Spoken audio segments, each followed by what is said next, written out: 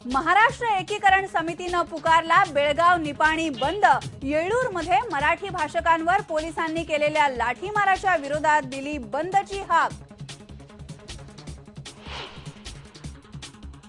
धनगरांच्या आरक्षणाच्या मागणीसाठी बारामतीमध्ये सुरू असलेलं उपोषण आज मागे घेतलं जाण्याची शक्यता, मात्र आंदोलन सुरूच ठेवण्याचा निर्धार।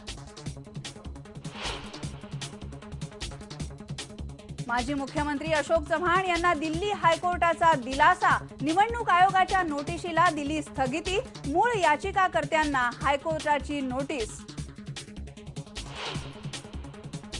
जिथून मोठ्या गाड्या जातात तिथे पेवर ब्लॉक लावतात। जे पेवर ब्लॉक टिकत नाही 2 महिन्याच्या आत उघडले जातात। आणि हे सगळं रॅकेट आहे। हे रॅकेट तुम्ही उद्ध्वस्त केलं पाहिजे। मुंबईमध्ये रस्ते बांधणी आणि खड्डे बुजवणं हे मोठं रॅकेट। राज ठाकरेंचा आरोप। मुंबई महापालिकेच्या कारभारावर केली टीका।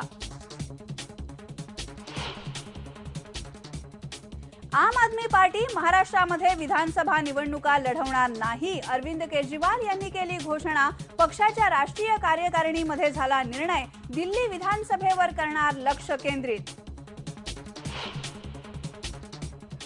यूपीएससीच्या पूर्व परीक्षेचं स्वरूप बदलण्याच्या मागणीसाठी आंदोलक उमेदवारांनी घेतली राहुल गांधींची भेट। 4 उमेदवारांचं उपोषण सुरू।